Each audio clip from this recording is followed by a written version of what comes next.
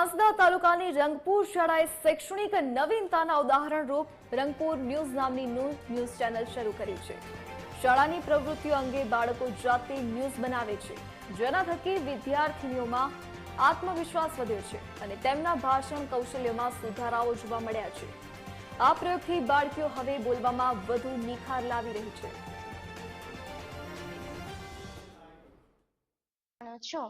News દ્વારા આપણે વિશ્વમાં થતી બધી જ માહિતીઓને જાણી શકીએ છીએ। એથી જ પ્રેરિત થઈને અમે અમારી શાળામાં આર ન્યૂઝ નામની ચેનલ ખોલી છે, જેમાં તો મહિના દરમિયાન કોઈ પણ ઇવેન્ટ્સ હોય, પ્રસંગ હોય કે કોઈ મુલાકાતી શાળાની મુલાકાતે આવ્યા હોય, એ બધું લખીને પછી એના વિશે અમે એની રજૂઆત કરીએ છીએ।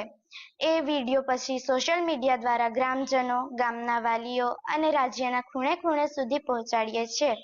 આથી ગ્રામજનો અને ગામના વાલીઓ ઘણા ખુશ થાય છે અને માહિતગાર બને છે કે શાળામાં શું શું થઈ રહ્યું છે। અને એનો બીજો ફાયદો છે કે જે છોકરીઓ હોય એ સ્વભાવે શરમાળ હોય છે, એટલે એવું કંઈક બોલી શકતા નથી એવું એ લોકોને લાગે છે। એટલે જ્યારથી આર ન્યૂઝ સ્ટાર્ટ થયું છે ત્યારથી તેઓ કોઈ પણ સ્પર્ધામાં સરળતાથી ભાગ લઈ શકે છે। અહીંયા શાળામાં એક અમારે સમસ્યા હતી કે દીકરીઓ બોલતી ના હતી।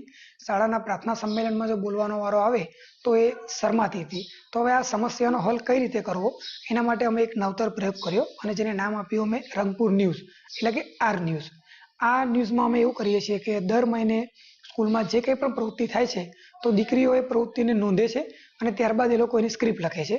ત્યારબાદ અમે સ્કૂલમાં એક નાનકડો સ્ટુડિયો બનાવ્યો છે કે જ્યાં અમે એનું શૂટ કરીએ છીએ, ત્યારબાદ એને એડિટ કરીને સોશિયલ મીડિયામાં એને અપલોડ કરીએ છીએ।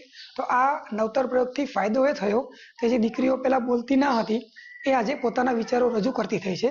સરકારશ્રી દ્વારા કોઈ પણ સ્પર્ધા હોય છે તો ત્યાં મારી દીકરીઓ સ્પર્ધામાં ભાગ લે છે અને અમે વિજ્ઞાન મેળામાં રાજ્ય અને નેશનલ સુધી મારી દીકરીઓ ભાગ લઈને આવી છે।